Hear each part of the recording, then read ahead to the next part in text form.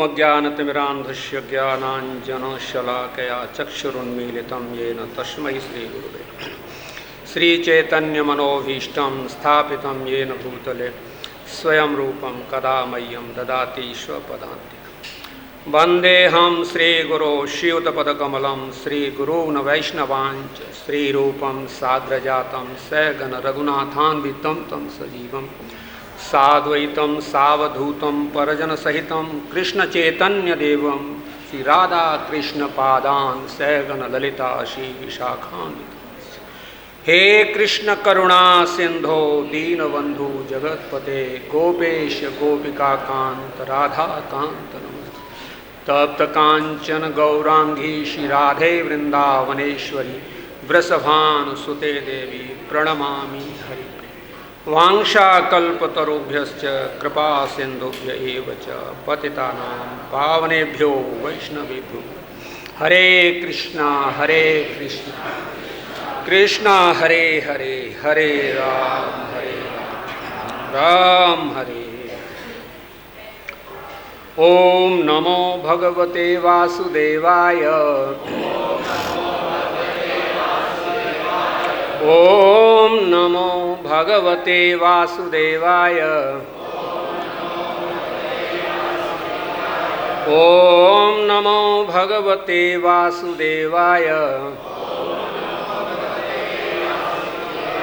नारायणं नमस्कृत्यं नरं चैव नरोत्तमं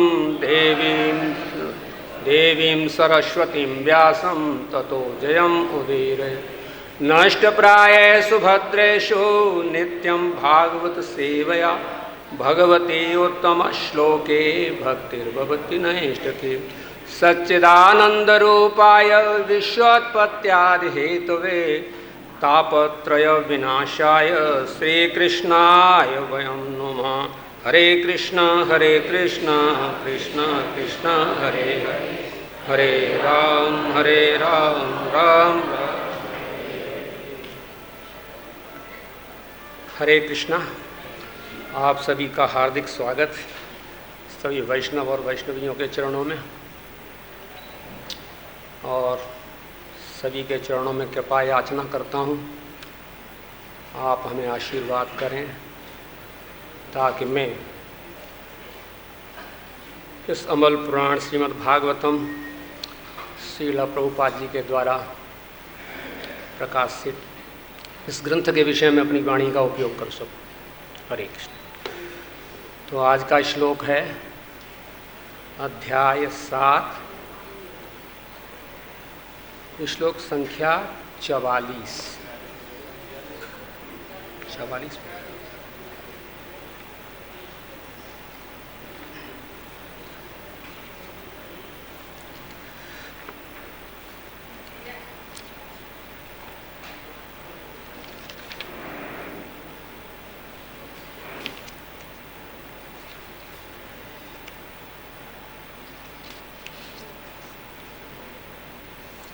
है ना?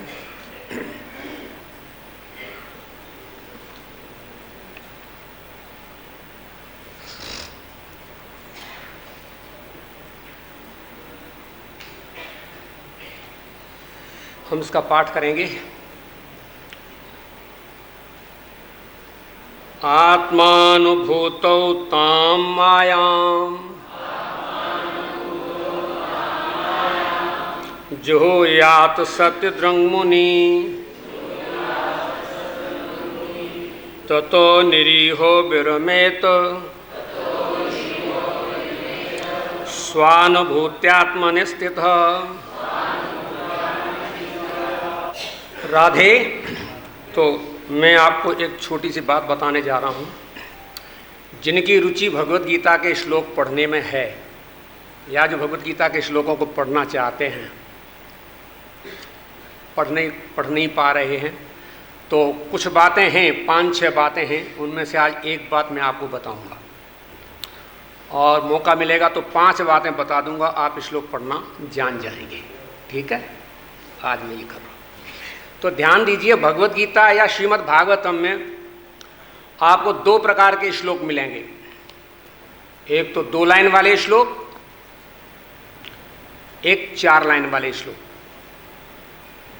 धर्मक्षेत्रे कुरुक्षेत्रे समवेता युत्सवा मामका पांडवाश्चैव किम कुर्वत संजय निर्माण मोहाजित संग दोषा अध्यात्म नित्या विनिवृत्ति काम द्वंद्वैर्विमुक्त सुख दुख संगैर गच्छन्ति मूढ़ा पदम अभयम तत्।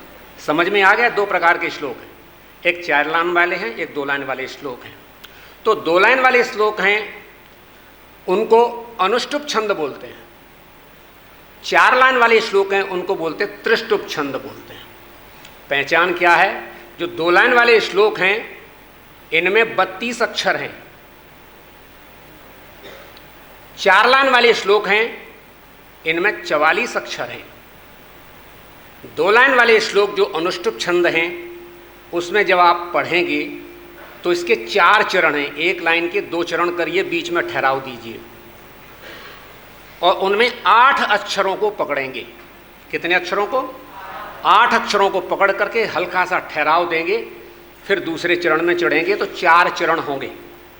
इसी प्रकार 4 लाइन वाले श्लोक हैं उनमें 4 लाइन हैं, उनमें 11 अक्षर होंगे, तो एक चरण में 11 अक्षर पढ़ेंगे, तो 4 लाइन के में 4 बार में 4 चरण में उनको पढ़ेंगे। तो आप भगवद गीता हों या श्रीमद् भागवत के हों, जो 2 लाइन वाले श्लोक हैं उनको आप तसल्ली से 8 अक्षर पढ़िए और फिर 8 पढ़िए, फिर 8 पढ़िए और फिर 8 पढ़िए। 5-6 बातें हैं, 1-1 मिनट की बातें हैं। आप भगवद गीता का श्लोक अच्छी तरह से पढ़ना जान जाएंगे। अगली बात जो 4 और बताऊंगा वो आगे ठाकुर जी चाहेंगे तब बताऊंगा। आज पहले ये बात मैंने आपको बताई। जैसे इसमें आप देख रहे हैं आत्मानुभूतो ताम मायाम, 8 अक्षर हुए हैं। अब इसमें और क्या होगा वो आगे बताएंगे। हरे कृष्ण। ठीक है जी, आइए मुख्य पॉइंट पर। आत्म अनुभूतो, आत्म साक्षात्कार में ताम ओस मायाम भौतिक अस्तित्व के मिथ्या अहंकार को जो याद आहुति कर देनी चाहिए। सत्य दृढ़ परम सत्य की वास्तविक अनुभूति करने वाले का मुनि ऐसा विचारवान व्यक्ति ततः इस आत्म साक्षात्कार के कारण निरीह भौतिक इच्छाओं से रहित विरमित भौतिक कार्यों से अवकाश ले लेना चाहिए। स्व अनुभूति आत्मनि आत्म साक्षात्कार में स्थितः इस प्रकार स्थित। अनुवाद।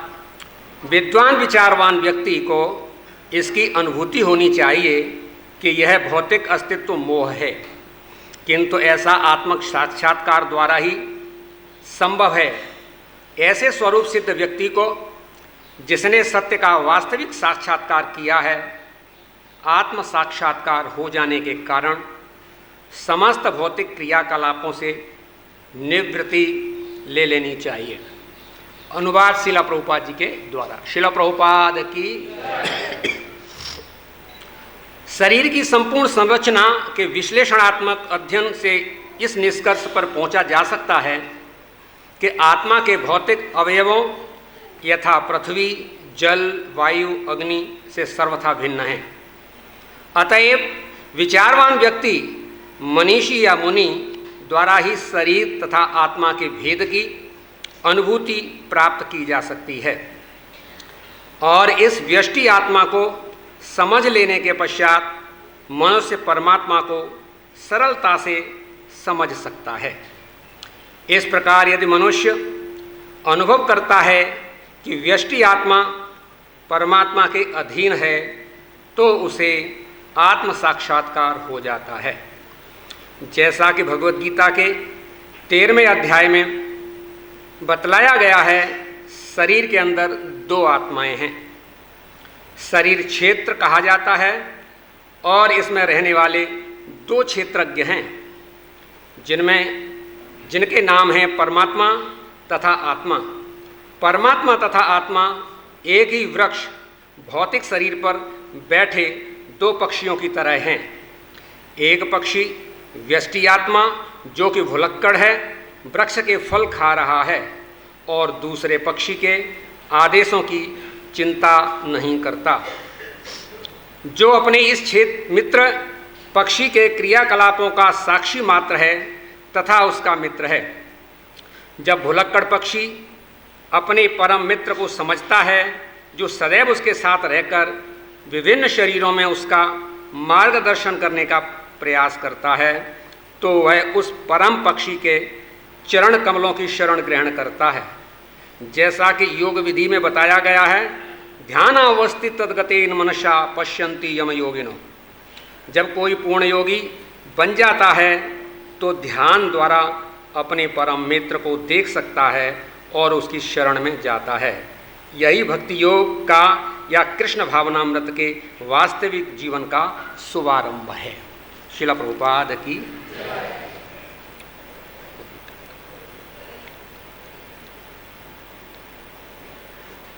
हरे कृष्ण। तो आइए इस पर विचार और विवेचन करते हैं। यह श्लोक बहुत ही महत्वपूर्ण श्लोक है। इस श्लोक के विषय में बोलने से पहले इसका पूर्ववर्ती जो श्लोक है उसे साथ में रहना चाहिए। दोनों श्लोक साथ रहने चाहिए। ये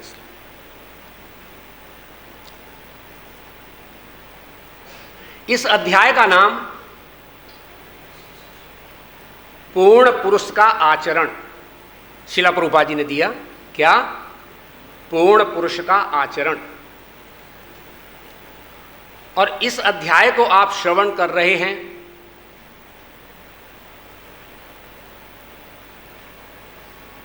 श्रवण करते हुए संवाद आता है प्रहलाद और दत्तात्रेय का।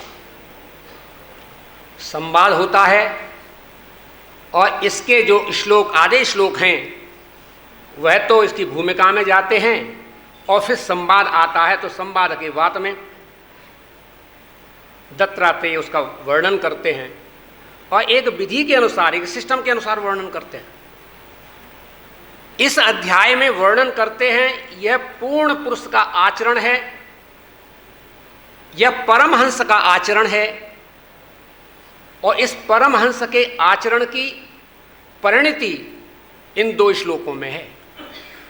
जो अब तक श्रवण किया गया, अगर ये दो श्लोक नहीं श्रवण कर पाए, समझ पाए, तो पूर्ववर्ती श्लोकों का कोई अर्थ शेष नहीं रह जाता। उस पर भौतिक दृष्टिकोण दे करके उसकी व्याख्याएं करते रहो। धन की बात लेकर के, धन को लेकर के नाना प्रकार की व्याख्याएं करते रहो, संसार के दुखों को लेकर के नाना प्रकार की व्याख्याएं करते रहो, लेकिन पूर्ण व्याख्या तब होगी सटीक और सिस्टमेटिक तरीके से जो बात कही जा रही है उसको पूर्णतः हम समझ पाएं।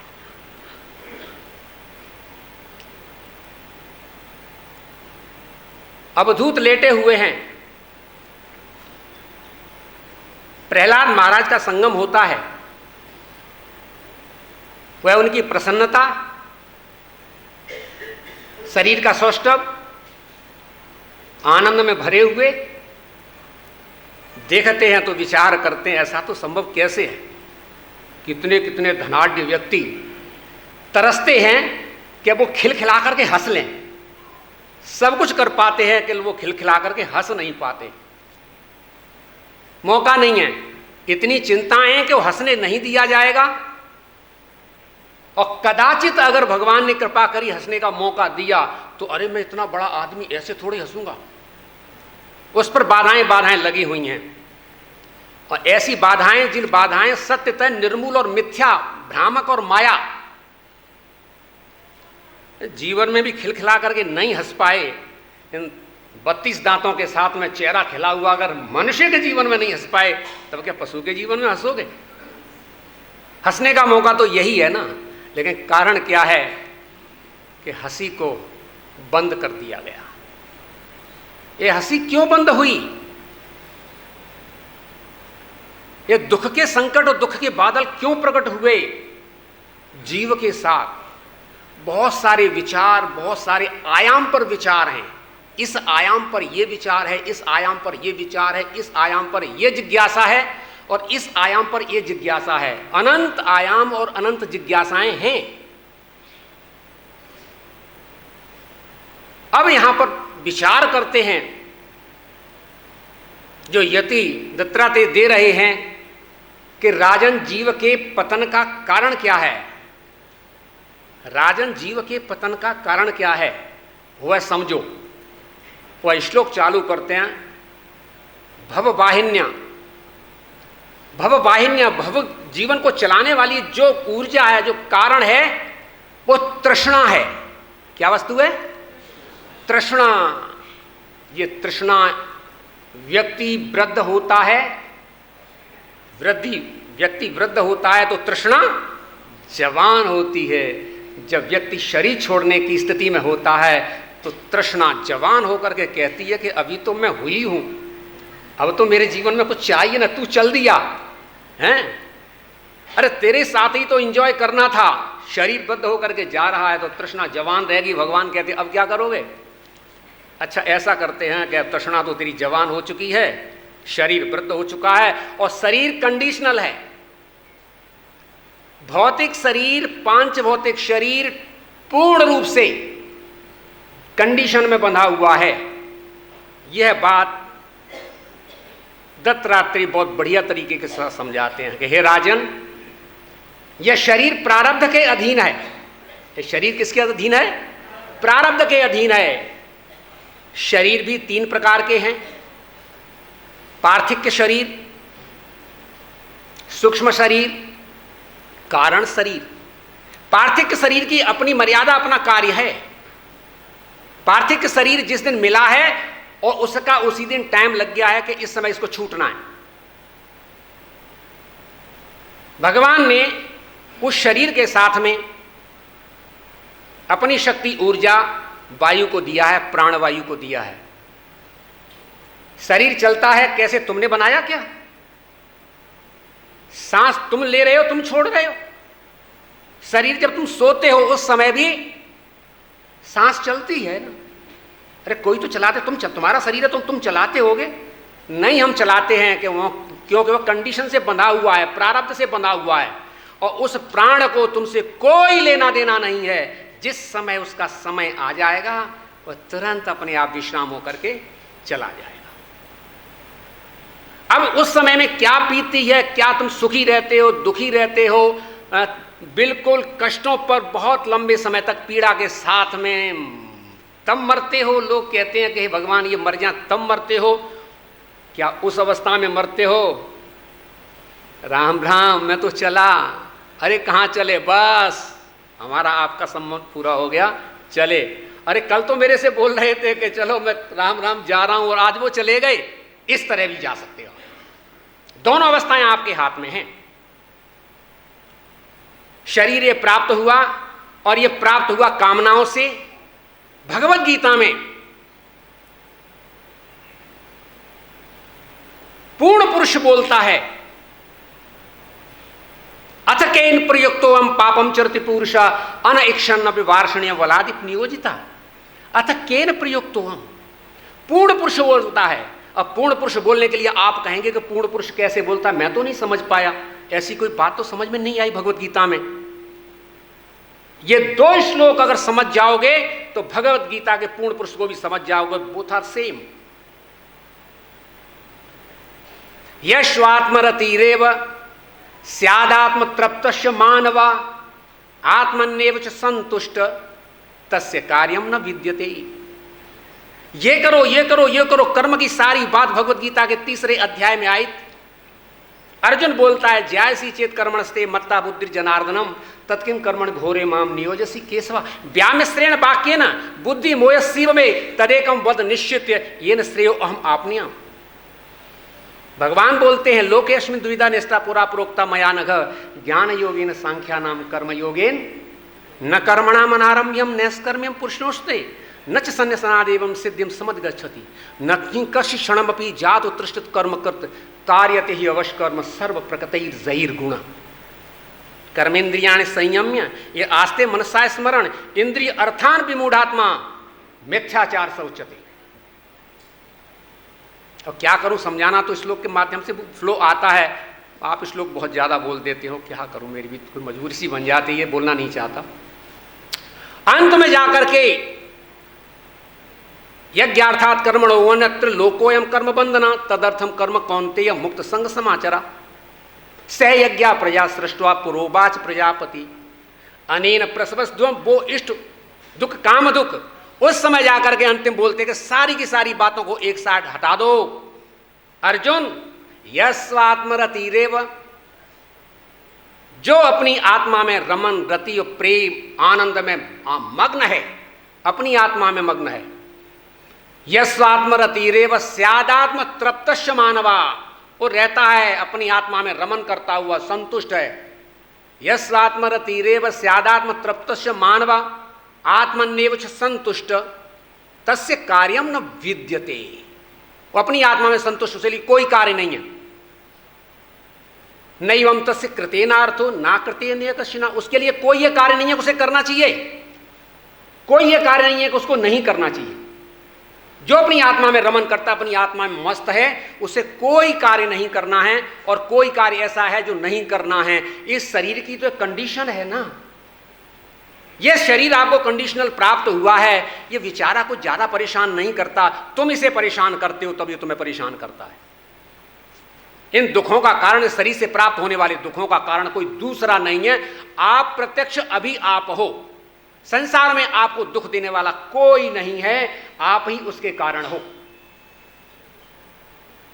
ये थोड़ा सा आहार लेता है, ये शरीर क्या लेता है, थोड़ा सा आहार लेता है, थोड़ा सा जल लेता है, वायु भगवान दे ही रहे हैं, फिर क्या लेता है तुमसे। अरे वन में जाकर के कहीं किसी वृक्ष के नीचे खड़े हो जाओगे, जाओ ना, कितने बढ़िया बढ़िया जामुन गिर रहे हैं जमीन पर, जाकर के बाजार में लोगे तो कितना, 30 रुपए का, 35 रुपए का, 40 रुपए का पाव मिल रहा है। अरे पाव के चक्कर में क्यों पड़ता है, गिरे तो हैं, उठा इनको, मस्त रहे खा, और खाने के बाद में बढ़िया तरीके के साथ में फिर आनंद से मग्न होकर के, बहुत ऊंची बात है, अपनी आत्मा में रमन करो। रमन कह करके भी छोटी बात कह रहा हूं, अपने प्रभु से ध्यान लगा करके मस्त पड़े रहो, कोई कारण नहीं है। ऐसा भी संभव ना हो तो जाकर के किसी गृहस्थ के घर दरवाजे पर जाकर के, राधे मैया भिक्षाम देही, अरे बाबा तू यहां से जा, तो जा रहा हूं, अरे बाबा ले जा एक रोटी, तो ले रहा हूं। यही बात तो कह रही है ना, अवधूत ने यही तो बात कही है कि मुझे सम्मान से मिलता है, असम्मान से मिलता है, ज्यादा मिलता है, थोड़ा मिलता है, कम मिलता है, बहुत मिलता है, रात्रि में मिलता है, दिन में मिलता है, जैसा मिलता है वैसा मिलता है। जब उसके प्रारब्ध से आ गया तब ले लिया। और ध्यान दीजिए, इसके साथ अगर होड़ लगानी है ना, तो होड़ लगाने का कारण भी ये अवधूत ही है। तुम कंडीशन से प्राप्त हुए हो तो अपने प्रारब्ध को भोगो, मुझे तुमसे कोई लेना देना नहीं है। मुझे अब जिससे लेना देना है, मैंने अपना मन उसमें लगा दिया। तुम्हें भूख लगती है, आती है, हाथ आगे बढ़ाओ, आहार मिलता है ग्रहण कर लो, नहीं मिलता है पड़े रहो। अरे मर जाऊंगा तो मर जाओ, मरोगे तो तुम जब प्रारब्ध पूरा होगा, मर कैसे जाओगे, कैसे मर जाओगे। तुम्हें दुख मिलेगा जो प्रारब्ध में है, तुम्हें सुख मिलेगा जो प्रारब्ध में है। जो मिलने वाला है तो उसके लिए फिर चिंता काहे की।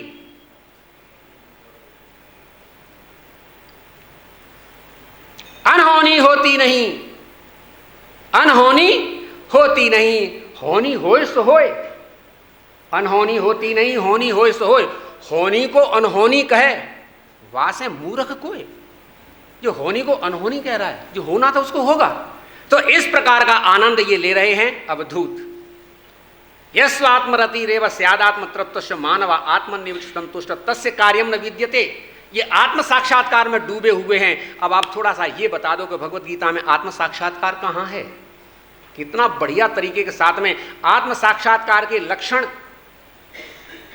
आत्म साक्षात्कार की विधि, आत्म साक्षात्कार के परिणाम भगवत गीता में भगवान देते हैं। नहीं सुन पाओगे ज्यादा विस्तार से, एक ही श्लोक बोलता हूं। युञ्जन्यम सदात्मानम, युञ्जन्यम सदात्मानम योगी नियतमानसा शांतिम निर्माण परमाम मत संस्थाम अधिगच्छति। युञ्जन्यम सदात्मानम योगी नियतमानसा, जो निरंतर लगे हुए हैं, अपने अंतःकरण से, शुद्ध अंतःकरण से भगवान की सेवा में लगे हुए हैं, जो निरंतर मुझ में लगे हुए हैं, नियत मानसा। नियत मानसा बहुत बड़ी चीज है, नॉट डिस्टर्बेंस माइंड। बहुशाखा ही अंतस्य बुद्धियो अविवशाय नाम। क्यों ले जा रहे हो मटेरियल की तरफ आप? भजहु रे मन श्री नंद नंदन अभय चरणारविंद रे। यहां रहो ना, दुर्लभ मानव जन्म सत्य। इस विचार को लाने के बाद विधि क्या है, परिणाम क्या है, ज्यादा हो जाएगा।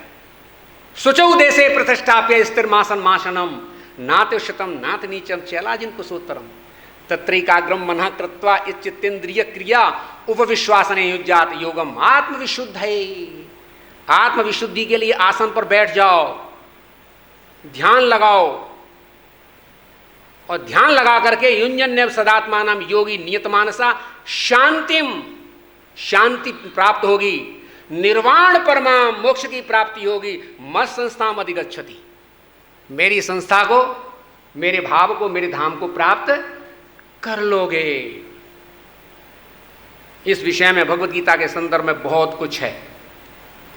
आत्म साक्षात्कार पूरा का पूरा बढ़िया तरीके के साथ में भगवत गीता के 6वें अध्याय में है। परिणाम में है, यथा दीपो निवासस्तो नैंगति सोपमा स्मृता। स्थिति कैसी हो जाती है? जिस प्रकार वायु रहित कमरे में जो वायु आ नहीं रही है, जा नहीं रही है, उसमें जब दीपक जला दो तो जिस प्रकार दीपक की लौ सीधी जलती है, उसी प्रकार योगी का चित्त सीधा प्रभु में लगता है, सीधा प्रभु में लगता है। ये अवधूत जो है ना, प्रहलाद के साथ संपर्क हो रहा है, संवाद हो रहा है, और इस प्रसंग को मेरे प्यारे प्रभु ने श्री कृष्ण और उद्धव के संवाद में 11वें स्कंद में यदु महाराज और दत्तात्रेय के संदर्भ में सुनाया। और वहां पर ये दत्तात्रेय 24 गुरु धारण करते हैं। 24 गुरु, भृंगीकीट, पिंगला, अजगर और मक्खी की बात तो यहां कह ही रहे हैं। पिंगला से वो सीखा, क्या सीखा? आत्म आनंद तो पिंगला से सीखा। संतम समीपे रमणम रति प्रदम वित्त प्रदम नित्यमिमं विहाय अकामदम दुख भयादि शोकम मोह प्रदम तुक्षमहम भजेज्ञा। ये मोह देने वाले, दुख देने वाले, कलुष देने वाले जो खुद सुखी नहीं है, वो हमको क्या सुखी करेंगे? मुझे सुखी करने वाला मेरा परमात्मा अंदर बैठा हुआ, मैं उसको छोड़ करके मैं इनके पास जा रहा हूं जो अतृप्त हैं, कामी हैं। आज के बाद मैं यह कार्य नहीं करूंगा। देख रहे थे दत्तात्रेय कि हाँ, अब स्थिति को प्राप्त हुई। पिंगला, पिंगला मेरी गुरु है। आशा ही जीवन है, आशा ही महादुर्वाक्य है। ये महादुर्वाक्य है आध्यात्मिक कारणों में। आशा ही जीवन है। कामी लोग जो तुमसे कार्य कराना चाहते हैं और तुम कामी हो, जो लगे हुए हो, उस कार्य की संस्तुति करोगे। आशा ही जीवन है। कर्म ही पूजा है। व्यर्थ के कार्य, कर्म का पहले विवेचन करो तब पूजा की बात करो ना। पहले कर्म ही पूजा कह दिया आपने। आशा ही परम दुखम, आशा ही परम दुखम नैराश्य परम सुखम। यथा सुष्पाप पिंगला, यथा सुष्पाप कांता सा, कांता की आशा त्याग करके सुखम सुष्पाप पिंगला, पिंगला आराम से सो रही है अपनी सेज पर। अब उसे नींद आ रही है। रात्रि के 2:30 और 3 बजे तक तो वो तड़प रही थी। एक विचार ने उसको सुंदर नींद दे दी। ऐसे ही समस्त प्रकार के विचारों को हटाते हुए एक प्रभु के साथ विचार लगाओ, बड़ी सुंदर नींद आएगी। और ये अवधूत बहा बहारे मौज फकीरां दी, बहा बहारे मौज फकीरां दी। कभी तो खांदे चना चवेना, कभी तो खांदे चना चवेना, कभी तो लपटा खीरा दी। बहा बहारे मौज फकीरां दी। कभी तो ओढ़े साल दुसाला, कभी तो ओढ़े साल दुसाला, कभी तो कंठा चीरा दी, बार बार मौज फकीरां दी। तो फकीरी का मौज आनंद ही ले रहे हैं दत्तरथी। एक दृष्टांत आपको बताने का प्रयत्न करूंगा। एक राजा था, उस राजा ने घोषणा कर दी कि अब मैं ये चाहता हूं कि किसी को युवराज बनाऊं, वो राजा बने। अब मैं अपना राजपाट देना चाहता हूं, और मेरे कोई पुत्र नहीं है, मेरे सभी पुत्र हैं, सब मेरे पुत्र हैं, प्रजा मेरी पुत्र है, और प्रजा में से कोई योग्य होगा उसको मैं युवराज बनाऊंगा। राजा ने घोषणा कर दी, कल प्रातःकाल मेरे उद्यान में मुझसे सबसे पहले जो मिल लेगा मैं उसी को युवराज बनाऊंगा। घोषणा होने के बाद में पूरी प्रजा में कल महाराज से 4 बजे से लेकर के 5 बजे का समय रखा हुआ है, उद्यान का गेट 4 बजे खुलेगा, 5 बजे तक का समय है। 4 से 5 के बीच में जो पहले मिल लेगा महाराज उसे युवराज बनाएंगे। सभी ने सोचा ये तो बहुत बढ़िया मौका है, युवराज बनने का, राजा बनने का मौका बढ़िया। सभी ने कहा कि चिंता ही मत करो, 4 बजे की बात है ना, मैं जाकर के 11 बजे खाट बिछा दूंगा गेट के ऊपर, वहीं लेटूंगा। बोला ऐसे नहीं, 11 बजे तो लोग पहुंच भी जाएंगे कि मैं अभी चल दिया। वहां जाके बैठ गया, कोई अपनी खाट लाया, खाट डाल दी, और बोला चिंता मत करो, जैसे 11 बजे का धक्का देकर के हम पहुंचेंगे वहां पर। तो सारे के सारे लग गए जाकर के, भीड़ सारी रात जमी रही उस पर। और प्रातःकाल 4 बजे गेट खुलेगा, राजा से जो मुलाकात करेगा राजा युवराज बनाएगा, हम बनेंगे, हम बने। सभी के अंदर इच्छा है राष्ट्रपति बनने की, सभी के अंदर इच्छा है देश का राष्ट्रपति मुझे बना दो, फिर देखो देश में कोई समस्या नहीं रहेगी।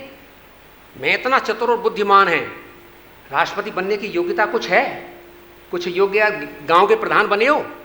नहीं, वो तो नहीं है, गांव के प्रधान नहीं, डायरेक्ट राष्ट्रपति बनाओ। सभी इच्छा रखते हैं, इसी का नाम तो काम है, इसी का नाम तो कामना, इसी का नाम वासना है, इसी का नाम है संकल्प। ऐसा सोचता है, और सोचने के बाद में प्रातःकाल क्या हुआ, सभी लोग जमे हुए आनंद के साथ। 4 बजने वाले हैं, धक्का मुक्की चालू हो रही है कि गेट खुलेगा मैं जाऊंगा, गेट खुलेगा मैं जाऊंगा।